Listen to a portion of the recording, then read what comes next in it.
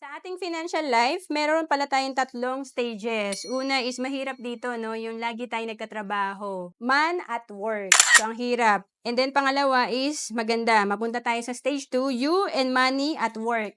Ibig sabihin, bukod sa nagtatrabaho ka, may investment ka rin na nagtatrabaho para sa'yo or money working for you. And of course, maganda mapunta tayo sa money at work.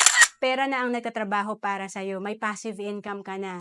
Kaya nga sa sample natin, kahit na 200 pesos per day ang iniipon mo, ito ay after 30 years, natuto ka mag-invest, meron kang projected fund na 20 million after 30 years.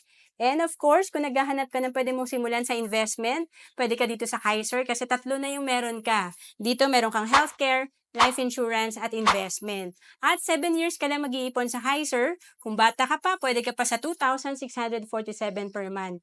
To know more about Kaiser, message mo lang ako sa FB, Roan Celis Capistrano.